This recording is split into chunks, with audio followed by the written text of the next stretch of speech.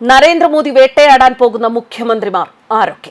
30 ദിവസം റിമാൻഡിലായാൽ പിന്നെ ഒരിക്കലും മന്ത്രിമാർക്കും മുഖ്യമന്ത്രിമാർക്കും ആ കസേര കണി കാണാൻ കിട്ടില്ല എന്ന നിർദ്ദിഷ്ട പുതിയ നിയമം പറഞ്ഞു വരുമ്പോൾ നിരവധി കേസുകളിൽ ആരോപണ വിധേയനായ കേരള മുഖ്യമന്ത്രി അടക്കം ചിത്രത്തിൽ തെളിയുന്നു. ലാവലിന്റെ 380 കോടിയോളമുള്ള അഴിമതിയുടെ ഫയൽ ഇപ്പോൾ പിണറായി വിജയനെതിരെ ഇരിക്കുന്നത് രാജ്യത്തെ ഏറ്റവും വലിയ ഏജൻസിയായ CBIയുടെ കയ്യിലാണ്. ഏത് നിമിഷവും അത് ഒരു ഇടിവെട്ടും വെള്ളപ്പൊക്കവുമായി വരാൻ സാധ്യതയുണ്ട് എന്ന് പറയേണ്ടി വരും. എപ്പോൾ അത് വേണമെന്ന് കോടതിയും കേന്ദ്ര ഏജൻസിയും മാത്രമായിരിക്കും തീരുമാനിക്കുക. എന്തായാലും അഴിമതി ഫയലുകൾ എത്ര മുഖ്യമന്ത്രിമാരുടെയൊക്കെ EDയുടെയും CBIയുടെയും കയ്യിലുണ്ട്.